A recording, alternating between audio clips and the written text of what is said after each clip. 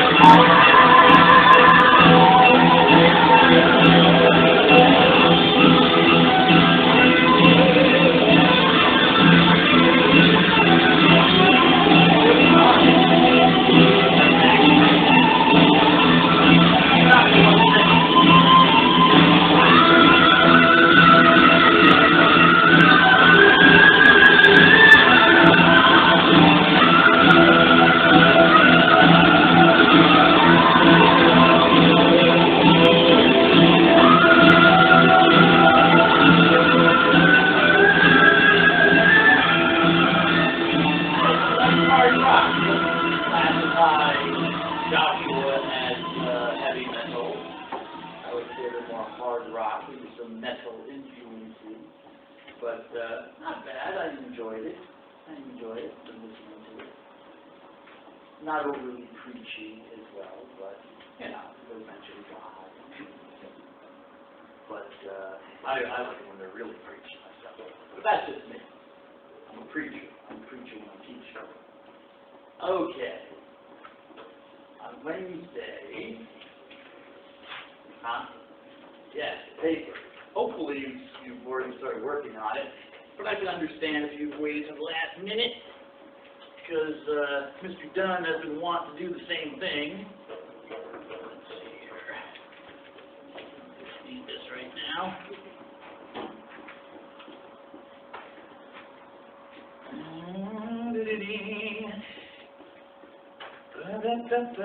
But anyways, I did quickly want to just go over the topics, maybe give some people some last-minute guidance, okay? In case if you haven't done it, or started to do it, but if you have done it, maybe this will also help you as well. Remember, I gave five topics, and just how would I look at, how would I go over these things? If I were doing it, if I were going to write the paper, how would I attack each of these topics? Okay. The first question I asked is about Jubilee, the title of the book, the Bull of Benediction, or the Jubilee of Mercy. Is this helpful or no? Yeah. I'm getting like no sensory feedback. Well, I'm getting sensory feedback, but it's more like just over with. Yes, no? I would ask yourself, what is a jubilee? What is its biblical and or historical roots, and what this jubilee is about? Okay. You ask yourself, what is the word? Look the word up in a dictionary. Go very basic, if that's what you chose. Go to the library. Get an encyclopedia. Okay. Yes, you can look up online on Wikipedia. The problem with online stuff is that it's very easy to be overwhelmed. You get so much information, and you don't know which is legitimate, which is good, which is kosher. One good thing to do if you know how to do this is to filter out your results by the address. Like, period, I'll never call it dot, so just go with it. Just accept it. That's just me, okay? I'll be dead in my grave, and I'll still be saying dot. Or period, actually. The period edu, yes? And what will that bring up? What types of websites will that bring up? Educational stuff, college, university stuff, Okay? High school stuff as well, but what you're looking for is like stuff that's been put up there by a professor or something. So that might help you, give you a good direction. But I would not hesitate, or I wouldn't slump off the library either. That's just the nature of the beast. That she needs to do some library work.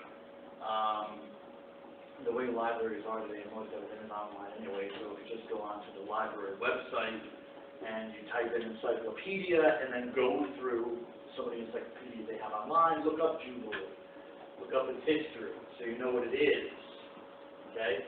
And that should give you some further directions on its roots, okay? And then what this one is about. So, I mean, you know, if you're going to hand it a paper on that, I mean, a lot of it will probably be devoted to discussing what it is and what are the roots of a Jubilee in the Bible and history.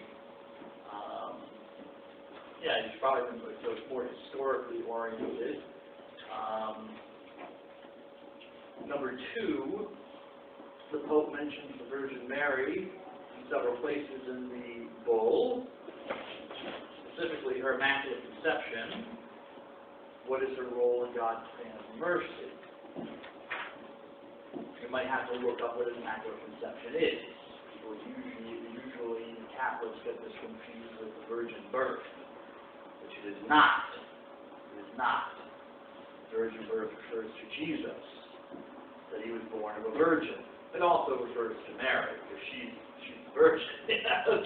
So she's not out of the picture, you know. But the Immaculate Conception does not refer to Jesus. Jesus is not conceived without sin. I mean, Jesus was conceived, but he wasn't conceived by normal means. This Immaculate Conception refers solely to the mother of the Christ, Mary. So you have to look that up. Again, you can look in like the New Catholic Encyclopedia. They should have the most recent edition in the library. You know, you're looking for the second edition, which I think came out in 2006. Don't quote me on that. You can also find the original, I think, 1917 version. It's in public domain online. You know, this should be fine. Just, you know that information may be a little outdated and the language is a little bit complicated. Okay? But that's pretty, you know, that's where I would go. There are also dictionaries, if you look, they have things that are like encyclopedia-like, you know, so there might be a dictionary of theology, for example, or a dictionary of Catholic doctrine, okay? The catechism as well, if you want a really short explanation, direct you, you know, I don't know what this is, let me first find out what it is, I go to the catechism, look in the index, look up Immaculate Conception, okay? That's what I would do. Notice I'm not doing the paper for you. I'm trying to give you some directives. You know, what would you do? Okay, so you're not overwhelmed. You're like, where do I begin? You know, is he looking for a Bible? Is he looking for me to quote the catechism for him? What is he looking for? Okay? If you do consult books, if you want to go that extra mile, maybe, you know, throw something, throw a curveball or somebody, you know, like, I don't know, you found a book by Karl Rahner, and you want to, like, throw it in. Okay, but be careful with that, because remember, you're novices. You don't know what you're doing yet, okay? So if you try to kind of go out of your comfort zone too much, you know, you probably won't use something that would be good. Yes, you would. Are we only supposed to choose one of these and write about it? Oh, yeah. Incorporate all of them. Yes, choose one of them. Okay. Yep, choose one. It says right here, choose one of the topics. Select one of these topics below on which to write. So you're not writing on all 5. I'm giving you 5 for diversity. The first one, as I mentioned, is more historical. Okay? I would expect it to be more historical. It doesn't have to be, but just the nature of the question. The nature of question 2 is more devoted to the Virgin Mary, the mother of the Christ. Okay? 3, what might the idea of Jubilee have to do with Jesus' statements about himself in Luke 4, chapter 4? Okay, Jesus quotes a statement from the prophet Isaiah and applies it to himself as a fulfillment, saying, I have fulfilled this prophecy, the scripture in the prophet Isaiah, and it has implications for this idea of Jubilee that's found in the Bible. With that, you're going to have to hit the books on biblical scholarship. So you might want to look for a commentary on the Gospel of Luke. You don't have to read the whole commentary. If you find some commentaries, recent stuff, try to find recent stuff. Try not to find something that's from like 50 years ago. Okay? Yes, there are classics. There are classics that were written even 100 years ago that you can still find useful. But I know that, okay? I know what is useful and what maybe is not so useful, okay? Not everything is gold. Try to stick with something that's current as possible, and part of a series, like the Anchor Bible series. That's a great series to start with. The Anchor Bible series, which on every book of the Bible has a commentary written by some reputable, legitimate scholar. So I think Joseph Fitzmyer is the one who writes on Luke. The guy's a Luke scholar. He's very well known. Luke is one of his things. So I would take out that commentary. Just start with that book. I'm not going to read the whole thing. I'm not expecting you to give me, like a total, summary of scholarship on Luke. But, since I'm asking you, it's something from the Gospel of Luke, I would look up chapter 4 in Fitzmyer's commentary to the Anchor Bible, for example, and see what he says. Read the section. Get some information from some background. And probably Fitzmyer is going to give you a lot of other pointers in the Bible to look at. Okay, for example, like in Leviticus, where it talks about the Jubilee year, in the history of the people of Israel, Jews. And that will probably lead you to, maybe I should look in another Bible commentary, i.e. on Leviticus. Not the whole thing, I think it's chapter 25, but anyway, look in chapter, and, okay, so I'm not expecting you to become a biblical scholar overnight, but you got to have something up here. All right, I'll move on. I know I see I'm losing you, Mr. Goldberg. All right, I'll move on. But you need to have something up here to work with before you can start putting stuff in. So this is more biblically oriented. I mean, you're going to be deep if you choose number 3. You should be deep in the scriptures. Okay? Number 4, in Misericordiae Vultus, Pope Francis addresses justice and mercy. All right, what do you think about a discussion? What is justice? What is mercy? Okay, I'll just leave it there because I don't want to skew anybody to either side. I have my own opinions about that section, whether it's strong section or weak section. This is more like literary analysis. I'm reading, I'm thinking about his ideas in that kind of form, or that kind of what I'm looking for, area, or doing something like that. I would take, like, sentence by sentence, thought by thought, how he lays out his argument. Okay? Read it, try to come to an understanding of it, but then break it down into little bits. Understand what I'm saying? Okay? So you can try, because that makes it sometimes easier to see the connectives, or the lack of connectives.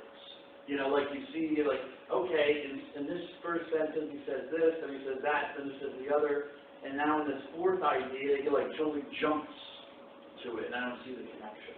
And that's okay to say that. I mean, I'm not going to go like, hey, damn you to hell, it's the Pope, It's like, he's a human being, and sometimes, our thoughts can jump around, and that's okay, if you say that. Or if you don't see the logic of the whole argument, that's fine. Or if you do see the logic of the argument, you go through. But in a question like that, where it's very much idea-based, text-based on what he says, and he's making kind of an argument about the relationship between justice and mercy, that's the way I try and do it. I think it's going to make it easiest for you. Because that's what I do. That's what seems easiest for me, is to try to break stuff down sentence by sentence, sometimes even thought by thought within the sentence, and think about each thing to see if, sometimes you look at it and you're like, I don't see how he goes from A to B to C here, or she. 5, the last one, Pope Francis has a quote from St. Thomas Aquinas that God's exercise of mercy manifests his omnipotence.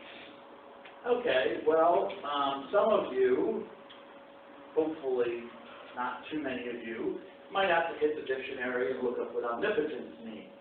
If you, if you don't know what the word means, huh? Exactly. That's smart. That's smart. I do it all the time.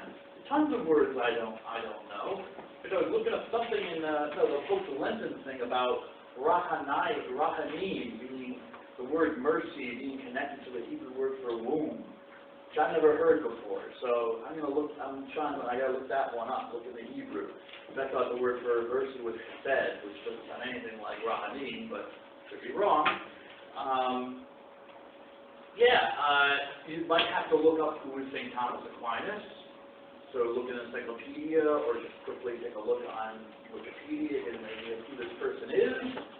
Also, notice there are endnotes to the document. He cites things in the document, and so when you look. Okay, what does it say? I forget which number it is.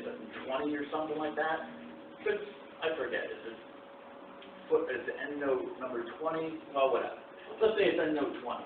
All right. I look to the back. I look at 20. It says St. Thomas Aquinas, Summa Theologiae, and then there's a whole bunch of gobbledygook I don't understand. Well, I understand it, but you probably would not. It's a way of abbreviating how to find your way to St. Thomas's famous work called the Summa. He wrote other stuff, but the Summa is one of his most famous works. Now you could have emailed Mr. Dunn and said, Mr. Dunn, I don't understand what all these jots and tittles mean. How do I find anything in this? It says Summa something maybe you can't even pronounce it, but so you could have asked me. I think only one person has inquired about it. So I don't know how many people are going to do St. Thomas Aquinas. But nevertheless, you can also find it online if you did a search. There are websites that are devoted to Thomas Aquinas, a very popular philosopher of the Middle Ages, and there are some sites, I know them because I've used them, which indicate how you navigate your way. I will tell you now. So if anyone's doing it, other than the one person who asked me, St. Thomas Aquinas, the Summa is broken up into 3 parts. The 3 parts, which are abbreviated with the Roman numerals. I. Roman numerals. 1, Roman numeral 2, Roman numeral 3. Okay? So, so 1 and 3 are fine, and the Pope doesn't quote from either 1 or 3. He quotes from 2. 2 is where you get a little bit funky, because 2 is actually, while it's 1 volume, it's divided up into 2 parts. This sometimes happens, I'm looking for a book, someone writes a 3-volume book, and volume 1 is so long that they split it up. So now you have volume 1, part 1, volume 1, part 2. So they do it with Aquinas. So you have volume 1, volume 3, 2, you have the first part and the second part. Okay? And they quote from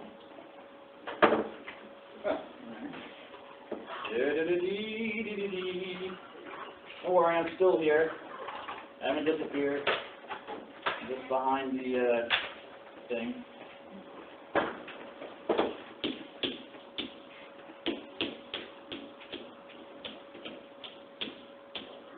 If they quote from the first part, they call it the first of the second. I'm not giving you the Latin, actually, they refer to all this in Latin, but if they quote from the second part, it's the second part of the second. All right? Remember, this is the volume, volume 2. This is the part 1 and 2. If I remember correctly, Pope Francis, correct me if I'm wrong, quotes from the second of the second part from Aquinas. Okay? After that, after you find which part you want to be in, which volume you want to be in, it's easy, because after that, it gives question or something or other. Let's say it's question 33. And that's easy, because you just open up the second part of volume 2, and everything is in order from question 1, question whatever, I don't know how many questions there are, but that's how Aquinas deals with it. He asks questions, okay? How is God omnipotent? And then he'll give ideas that people have or answers to that question. And then he'll either agree or disagree with those answers to the question, and then he'll give his opinion on the question, what he thinks the answer is after considering for and against these other opinions. Okay, that was how they did it back in the Middle Ages. So that's where it's easy. Okay, the second of the second part, and then you just follow the questions. Okay, follow the questions. Yes, if you still don't understand it, you can ask me, but hopefully I'm not making it. Do you understand it? Not too hard? Okay, because it's not supposed to be. It's actually once you get beyond knowing that the second volume is actually in 2 parts, everything else is fine, because it just begins with question 1. Book 1, question 1. Book 1, you ask a whole bunch of questions. Book 2, question 1. You just find the question you're looking for. Okay? This one, the 5th one on Aquinas, that's a thinker, I even have to think about that one. What does it mean that God exercises His mercy by shows His almightiness by exercising mercy? I have a thought on that. I'm not going to tell you, because I'm not going to write it for you. But I have an idea on that. If your idea coincides with mine, that's great, but it doesn't have to. And this is not a matter of being right or wrong. I just want to see that you have thought. Okay, so what do you think Aquinas means by it? In that case, again, since Aquinas is a major thinker from the Middle Ages, got a lot, I've told you he's a very popular guy, you can find him all over the internet, even today, you can imagine that people have written commentaries on him. So you might look at our library, look at Walsh Library, the Seminary Library, for a modern, within the last 20 years, commentary on the writings, general, you don't get very specific, it's a general commentary, and those commentaries will be like the biblical commentaries. They'll be organized according to the pattern of his work. So you find a commentary by so-and-so, you look up the part of the commentary that deals with volume 2, part 2, and then you look for the section in that book that deals with question whatever that you're dealing with, and see what this egghead has to say about Thomas's views. Overall, and I don't mean this to sound insulting, but don't try to impress me. You're not going to. Okay? I know it's not, and I don't mean it that way. Okay? Because I understand, I've been in your shoes myself, and, this is my thing. You understand? When someone's trying to tell you stuff about something that is your thing, your wheelhouse, and the person, okay, I can smell a fraud from a mile away. Okay? So, if you think you're going to copy stuff from the internet and get it past me, just know Mr. Dunn is very adept with Google search. Very adept. I mean, I've had to track down stuff, articles for my PhD thesis that I could not find. I just, I've tracked them down. Same thing with my Christian heavy metal music. That's another thing, trying to get permission, because I have your, CD or something. I got to track down these guys that were in heavy metal bands that they only put out a demo in '83, and that was it. Maybe they played a few times at the local Baptist church. I found them.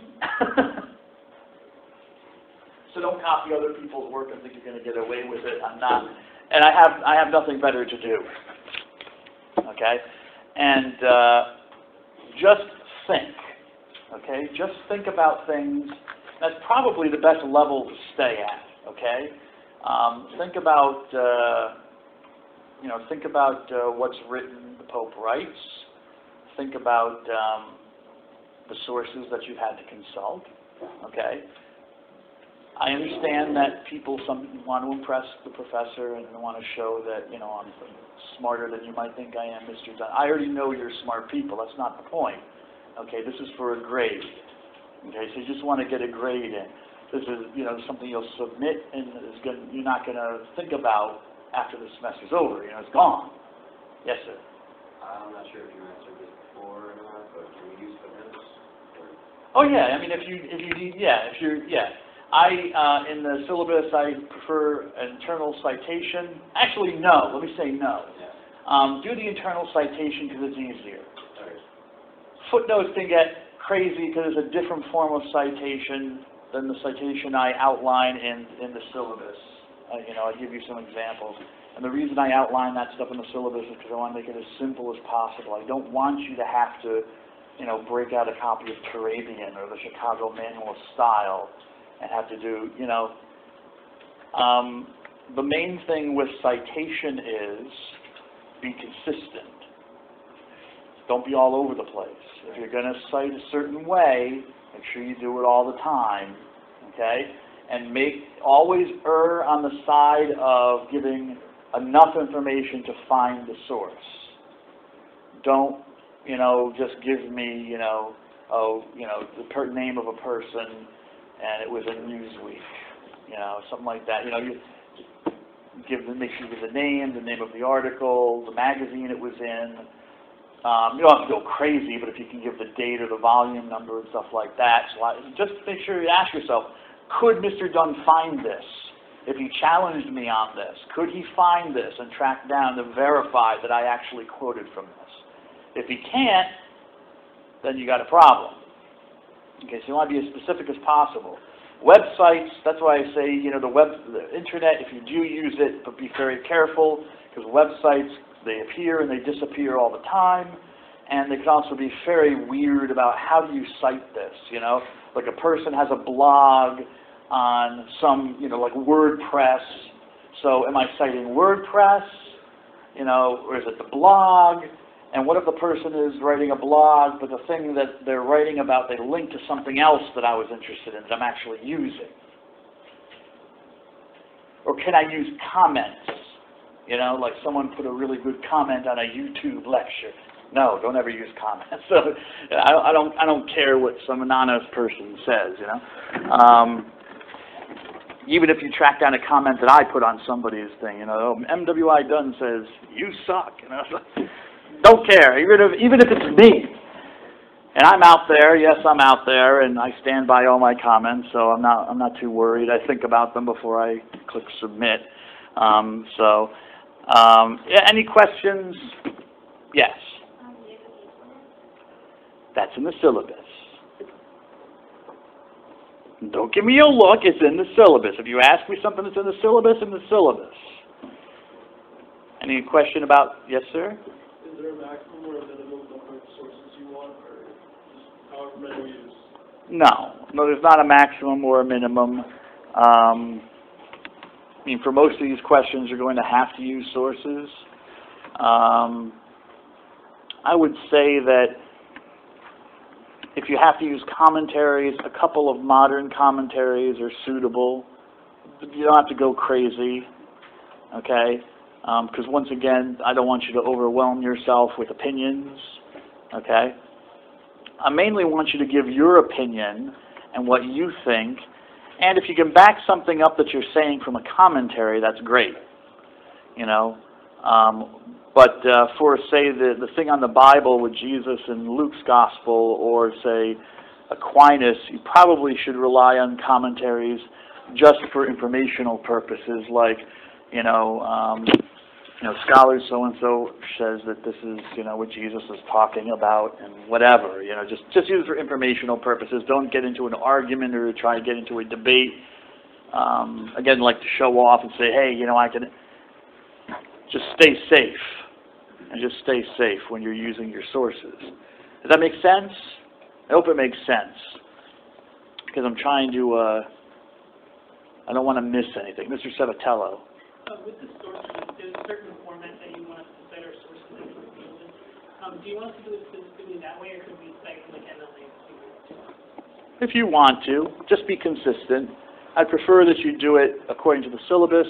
If that means having to relearn and you don't have the time or the desire to relearn, fine, fine. Just be consistent with it.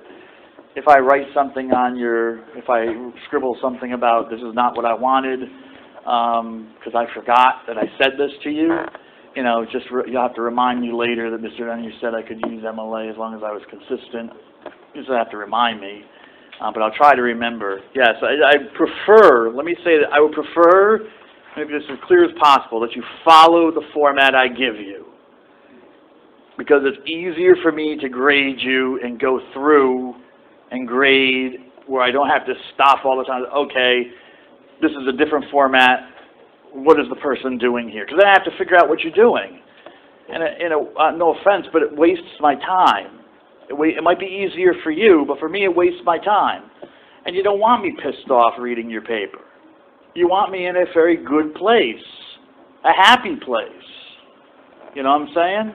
I'm just a human being, okay? But if I have to keep stopping and starting like, okay, you know, let me look at the, yeah, then, you know, I already don't want to grade your papers. I don't want to do this. But you have to be rigorous, right, Ms. Chan? I shouldn't have said that with the recorder going. Whatever. Anywho, any other questions?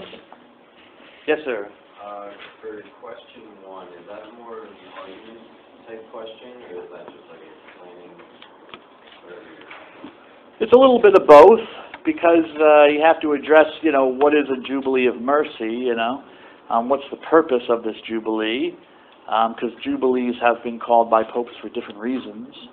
But the question also kind of delves into the historical roots of what is it. I don't want to tell you too much because I said I want to do the paper for you, you know, but, you know, you're going to have to look at what are the roots of this practice in the church, the Catholic Church.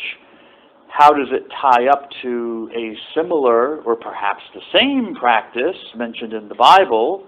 Because it could be a continuation of the same practice, or it could not be.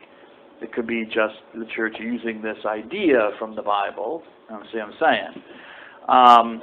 So you would have to delve into some history, a little bit of the Bible, maybe not too much, but enough to, you know, explain, you know, what it's talking about if it mentions a Jubilee in the Bible. Yeah. Yeah.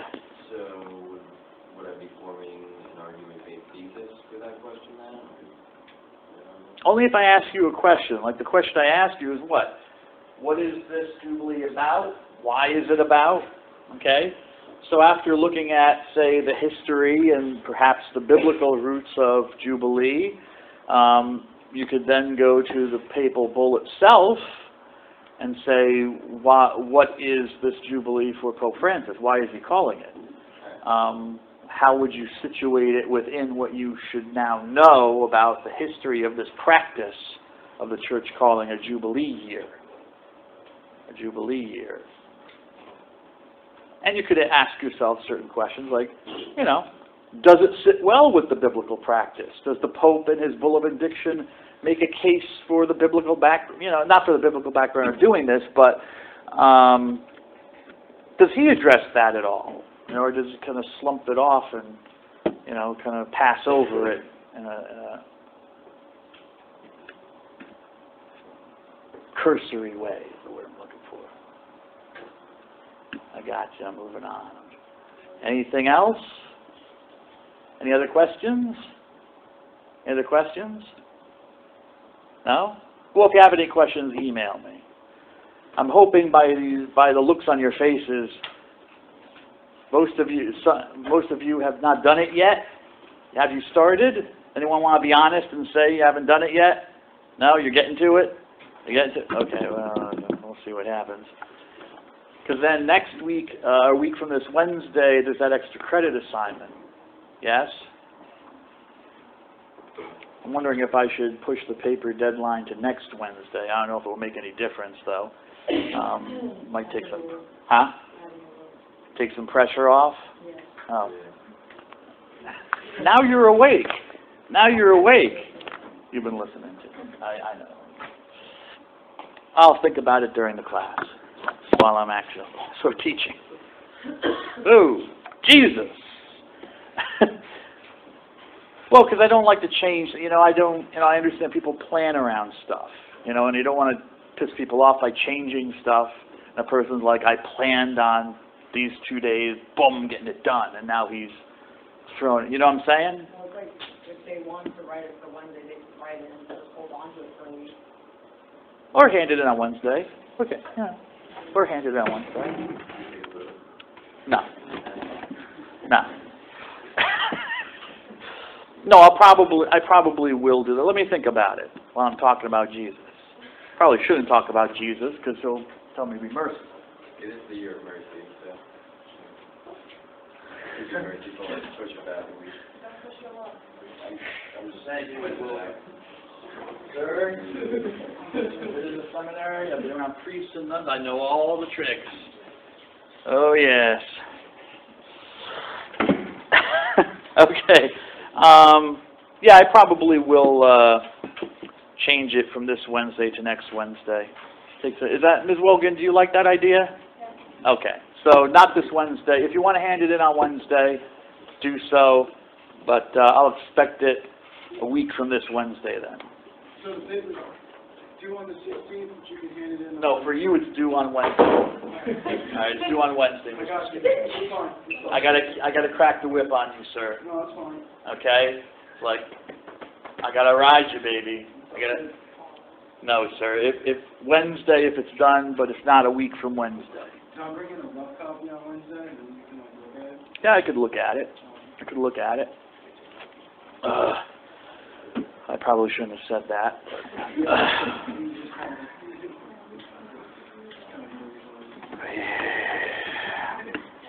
I could just one last thing. You say rough copy, okay? Let me be clear.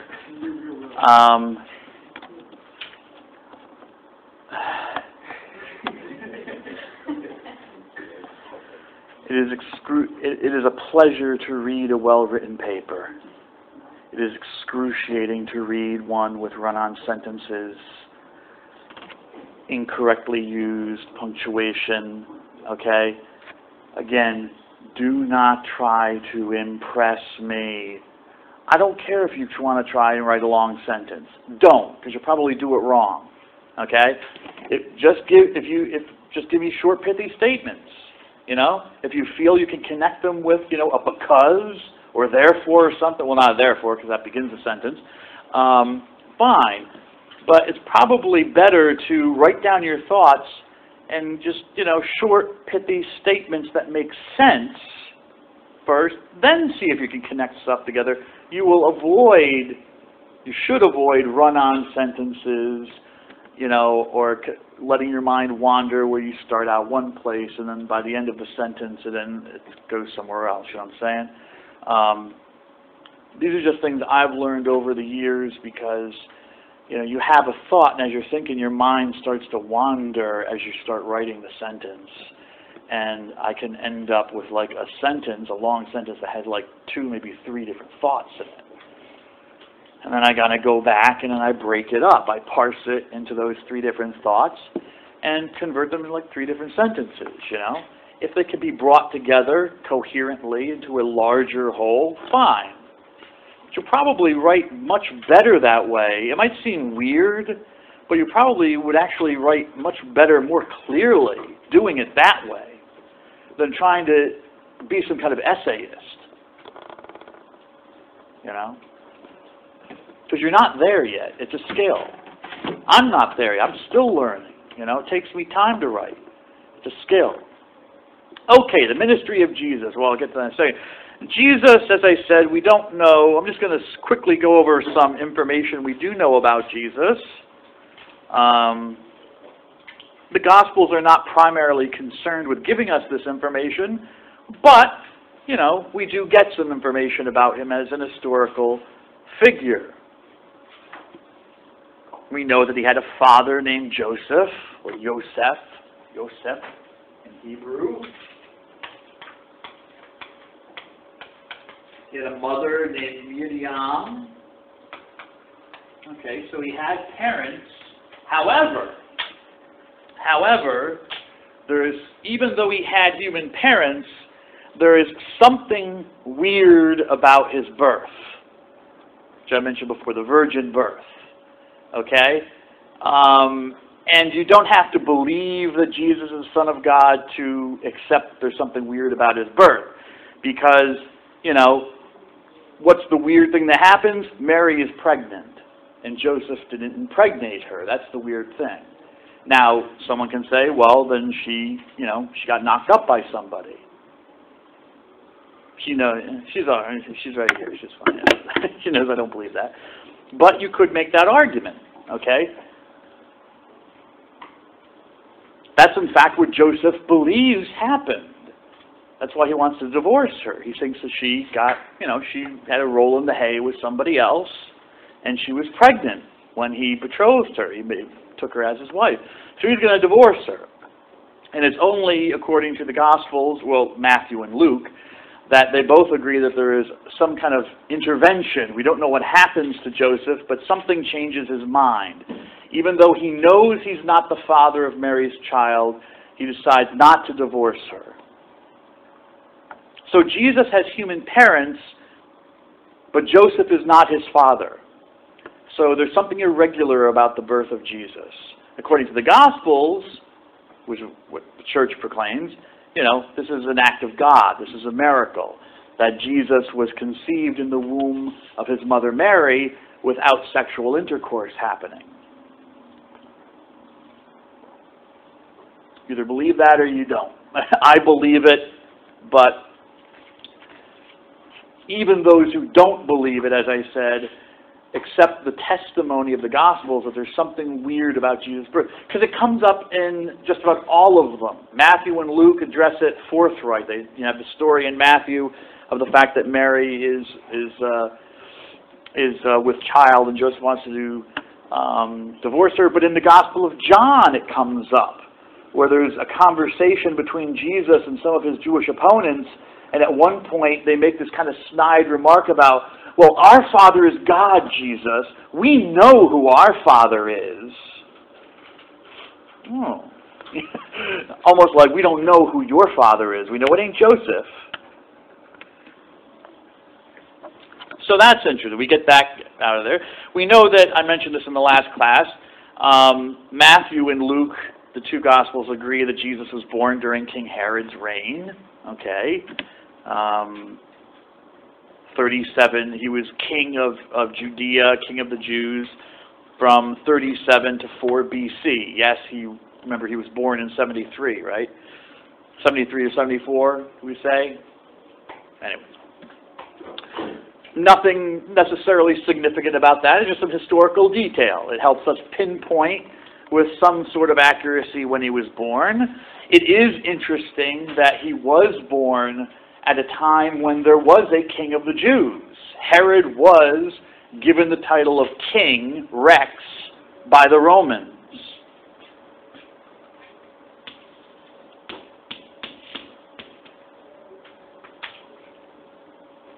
But, and this is the thing, the Gospels don't go into this, Herod was not a Jew. That's the irony of the situation. Herod was called king of the Jews, Rex Judeorum, but he was not a Jew. His mother was a Jew. Her mother has to be a Jew. That's the classic law of Judaism that's been accepted. Okay? But his mother, if I remember correctly, was an Aramean. The Arameans were not of the Jewish, either the Jewish religion or the Jewish ethnicity. So his mother was not Jewish. And people knew this. That's one of the reasons he was hated by some Jews. Some Jews rejected him because he was not a legitimate king of the Jews. He could not be claimed to be a true ruler of the Jews because, well, number one, he wasn't of the Davidic line. He wasn't the descendant of David, the king. He but he wasn't even part of the Jews, or if he was a Jew, at most he was a half-Jew, at most. But the fact that his mother was definitely not of the Jewish race, of the ethnicity, was, again, an irregularity.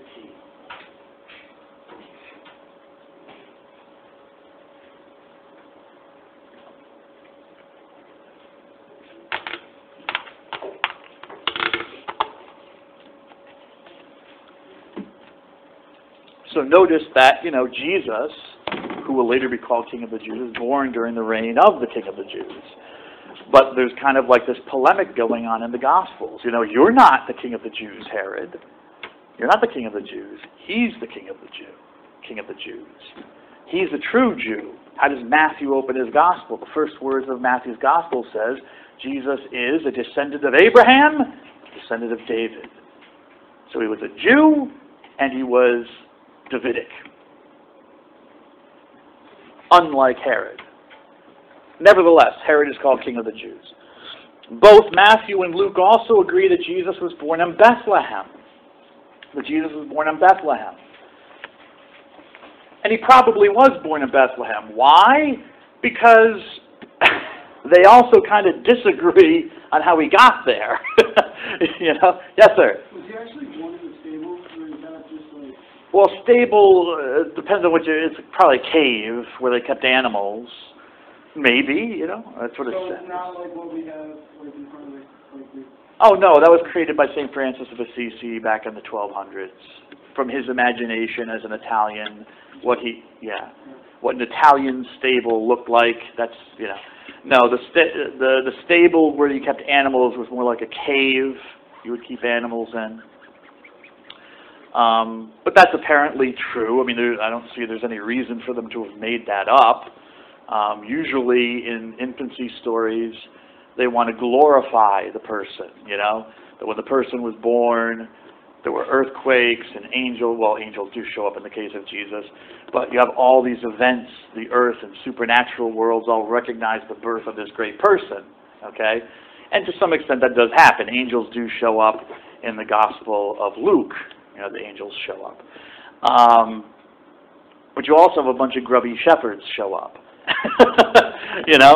And in the story of Luke, which not exactly the people you wanted announcing it. They were, because shepherds were kind of like, a little like, you might say white trash, trailer park people. I hate to use that language, but if it helps you understand, okay, I'm not saying use that language, but if you understand, they were, seedy, and they were unclean because they couldn't observe all the Jewish laws because they had to follow the animals around all the time. The sheep doesn't care that it's the Sabbath. The sheep just wants to go and graze, So you have to go with them. Yes? How did the Virgin Mary convince everyone that it was an immaculate conception? There wasn't an immaculate conception. Like, how did she convince everyone? Well, there wasn't an immaculate conception. What do you mean? Wait. I thought you said that she obviously didn't have sex, right? So, how did she... Well, if you believe the Gospels that it was a miracle, she obviously didn't have sex. Like, how did she get other people? I wasn't there, though, Why wouldn't she say she lied? Exactly. That's why... That's where you're going? Yeah. Okay. Why am I trying to correct her? I thought I addressed this earlier. Did anyone picking up on that correction?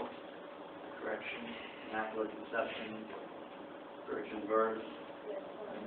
Huh? Yes, the Immaculate Conception. And what did I say? Who did that apply to? Yes, it's Daniel.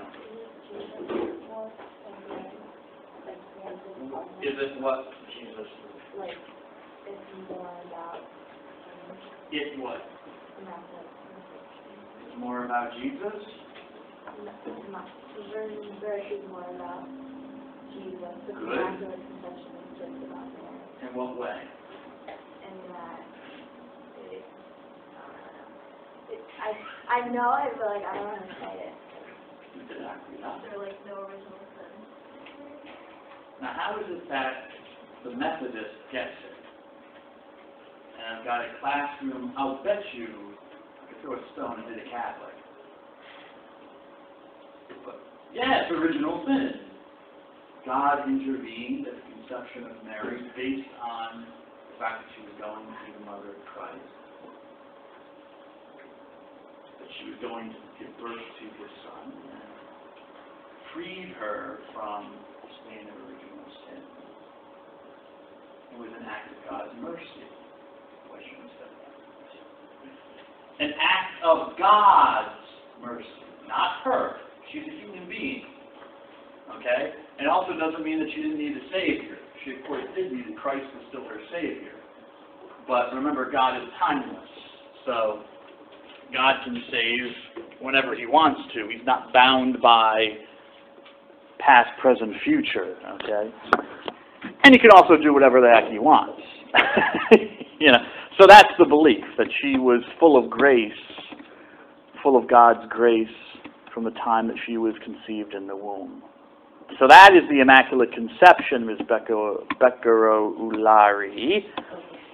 The virgin birth is that Jesus was born of a woman without sexual intercourse, hence she was a virgin. She was not penetrated. Right. You know. Convinced everybody that it was like... I don't know. Apparently she was able to convince Joseph. I don't know.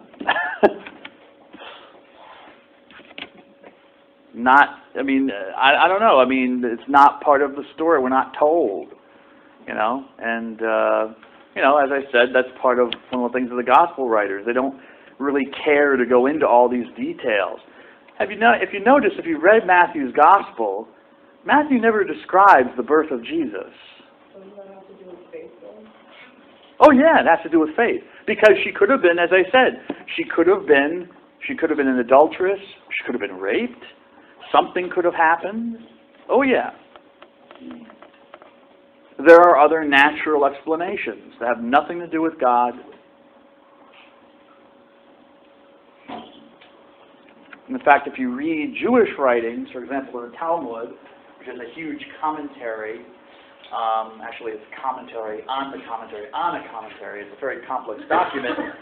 There are a few places where Jesus is mentioned. And yes, it makes exactly that argument, that Mary was actually raped by a Roman soldier, that there was nothing miraculous about Jesus' birth. Also that he was a bad man, by the way. Which you can imagine if you're a Jew, you don't believe in Jesus, you know. So he was born in Bethlehem. That seems kosher, no pun intended, because, you know, he's called Jesus of Nazareth. He grew up in Nazareth. Okay? But if you read like the Gospels, like Matthew and Luke's account, in Matthew's account, Mary's already in Bethlehem. Actually, excuse me. Yeah, Mary's already in Bethlehem. She's apparently already living there. And then what happens is she gives birth to Jesus, which Matthew never describes. It just says after Jesus was born. You know? That's it. He doesn't even describe it. The event. King Herod, hears of supposedly the birth of the Messiah and wants to eradicate the Messiah. So the family, you know, pack into their RV and they head down to Egypt for a few years until Herod dies in 4 BC. And once they hear rumors or stories that King Herod is dead, they come back. But they don't go back to Bethlehem. They go up to Nazareth for some reason. We don't really know why. Well, there's an explanation, but anyways. In Luke's Gospel, Mary's living in Nazareth. She goes down to Bethlehem to have Jesus, to give birth there. And then fam goes right back up to Nazareth where they were. Okay, so Nazareth is a question mark. Did they ever, was Nazareth Jesus' hometown always, or did they go there later? But both agree Bethlehem was the birthplace. Why is that important? Because the city, I shouldn't say the city, but the town of Bethlehem, this little town, was associated with King David. Okay, so there was another little detail about Jesus' life, kind of connected him with the line of David. So however Jesus got to Nazareth, however he arrived there, Whether the family moved there later or they'd already been living there, it's really impossible to tell. You know, you can't prove it either way. They do all agree that that's where Jesus grew up. He didn't, even though he was born in Bethlehem, he did not grow up there. He's not Jesus the Bethlehemite. He's not called Jesus of Bethlehem. He's called Jesus of Nazareth, the Nazarene. He's from Nazareth in the north. He's a northerner. He's from northern Israel, which is also interesting because, again, it's kind of like if you think of this country, north and south. And in our country, again, I apologize for getting into epithets, but, you know, people from, like, the south will sometimes say, you know, you say they're a redneck or something. Some people, you know, I'm a redneck, you know. Go around wearing the T-shirt, you know, I'm a redneck, I'm proud to be a redneck. Well, it's kind of like how the southern Jews looked at northern Galilee, where Jesus lived and was raised. They were a bunch of rednecks. You know, they lived far away from Jerusalem. They were a little bit weird because, you know, they weren't all Jews. There were a lot of non-Jews who lived in the area, stuff like that. So Jesus, people, you know, where is he from Nazareth? You know, it would be like saying you're from, I don't know, Biloxi, Mississippi or something. Or what would you say is a real redneck? I don't know. You know? But I'm from Redneckville, Texas. We're so redneck we even named our town Redneckville. You know? We're just sitting from our trailers waiting for the tornadoes to come and wipe us all away. Yeah? And all we do is eat barbecue. Barbecue, barbecue, barbecue. Best barbecue in the world.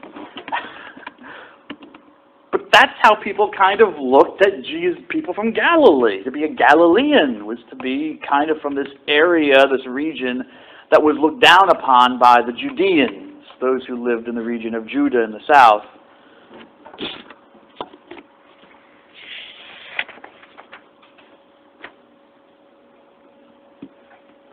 Already, I mean, you're getting a lot of details about Jesus. They're not really that positive, are they?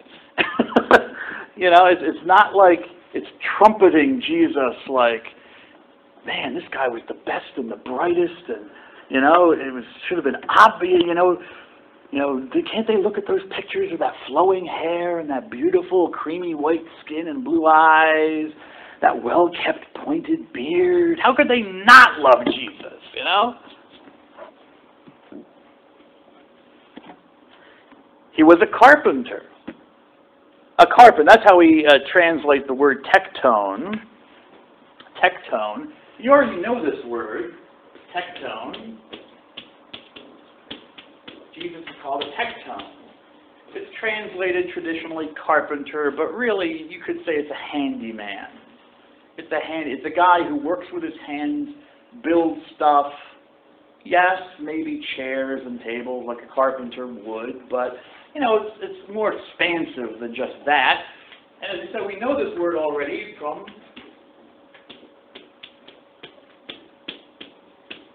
architect. That's where the text comes. Architectone.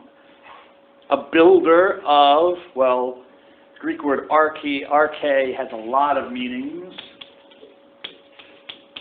Long E, arche. It can mean principle, first things, you know, like the underlying fundamental principles of the universe or logic. Arche can mean that. In the sense of building, like the one who lays the foundations of a building or something like that. And that's where we get architect. What do? Architects draw the foundations and draw the buildings and outline how you're going to create the thing, okay, the building or the structure.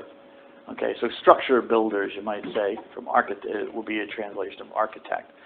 So you already know this word tectone. You've already encountered it in English. And that's what Jesus was. He was a tectone. You could call him an engineer of sorts, you know. He would, you know, build stuff, and that's how he made his living. Okay? Whatever, you know, handyman, kind of blue-collar life, you know. Nothing necessarily special about it. And from the Gospel of Luke, we know that Jesus began his ministry around the age of 30. Which, whatever. So he could have been 28, he could have been in his late 20s when he started, he could have been in his early 30s, which was, pretty much a young man for that time period. You'd be a young man, middle age would be your 40s, 50 would be considered an old man. So he was roughly a youngish man when he started out. So these are some details that tell us some things about this man, Jesus.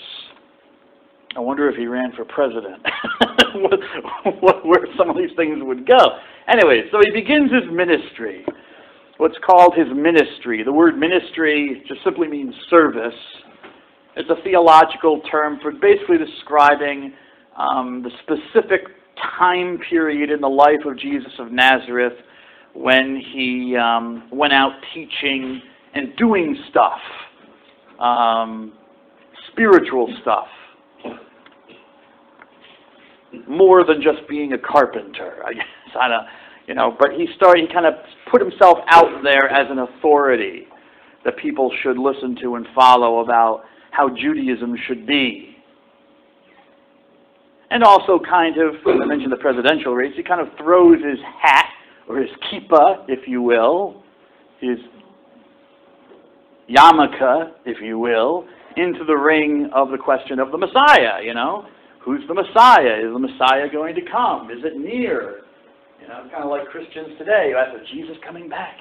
Jesus is coming back in our lifetime. I feel it, Well, there were some Jews, not all Jews.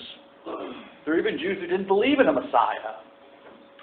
But there were enough Jews who thought that something was happening historically, and they were very expectant of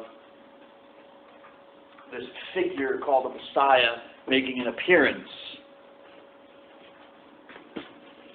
Actually, I'll probably do that with Mark.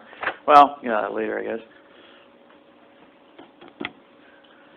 The Gospel of Mark is important because there you find the essential structure of the story of Jesus' ministry. Okay? Whether it followed this structure, we don't know. We don't know. By the time the Gospels were written down, there was a way of telling the story so that it made sense to people so they could follow the story. And this is how it was told. It started out with John the Baptist, this man named John the Baptist. Oddly enough, it doesn't start out with Jesus. It starts out with this other figure, John the Baptist. And notice when you read the Gospel of Mark, Mark shows almost no desire to explain for you who this guy John the Baptist is, what his connection to Jesus is, his connection to Judaism is, what's his purpose. I got you, sir. I don't even know it either. What's his purpose? He just shows up in the desert, dunking people in water, which was very unusual. Very unusual. I mean, the Jews did have ritual baths, and even to this day, Jews still have ritual baths, where men and women would go to cleanse themselves of impurities. But you dunk yourself. You don't have someone dunk you underwater.